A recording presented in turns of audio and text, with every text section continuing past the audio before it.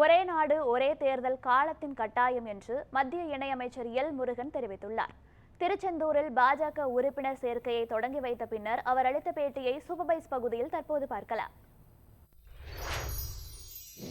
ஒரே நாடு ஒரே தேர்தலை பொறுத்தளவுக்கு அனைத்து மக்களிடத்திலையும் கருத்துக்கள் கேட்கப்பட்டு, அனைத்து தரப்பு மக்களிடையும் கருத்துக்கள் கேட்கப்பட்டு, இந்த கருத்துக்களின் அடிப்படையில் அந்த ரிப்போர்ட் தயாரிக்கப்பட்டு, அந்த ரிப்போர்ட்டை இப்போ அது ஒரு ஓப்பன் டாக்குமெண்ட்டாக இருக்கிறது. இதை கேபினெட் அப்ரூவ் பண்ணியிருக்கிறது.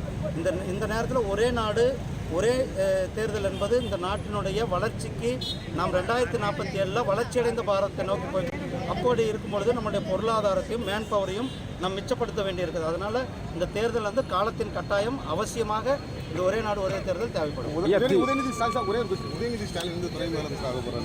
அவர் ஆவறனால என்ன மாற்றத்தை கொண்டு வந்துட போகிறோம்? இப்போ ஏற்கனவே 2021 அவங்க ஆட்சிக்கு வந்தாங்க. இன்றைக்கி சட்டம் ஒழுங்கு சீர்கட்டு இருக்கிறது. எங்கே பார்த்தாலும் டாஸ்மார்க், எங்கே பார்த்தாலும் போதைப் பொருட்கள் நடமாட்டமாக இருக்கிறது. பெண்களுக்கு பாதுகாப்பு இல்லை, கட்சி தலைவர்களுக்கு பாதுகாப்பு இல்லை.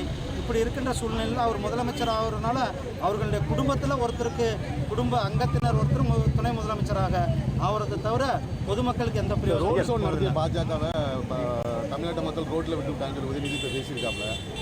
நாங்கள் இன்றைக்கு மக்கள் 3வது முறையாக மிகப்பெரிய ஒரு வெற்றியை மாண்புமிகு பிரதமர் திரு நரேந்திர மோடிஜி அவர்களுக்கு கொடுத்திருக்கிறார்கள். 3வது முறையினுடைய வெற்றி மும்மடங்கு இந்த நாட்டை உழைப்பதற்காக, இந்த நாட்டை முன்னேற்றுவதற்காக நம்முடைய பிரதமர் மரியாதைக்குரிய திரு நரேந்திர மோடிஜி அவர்கள் வேலை செய்வார்.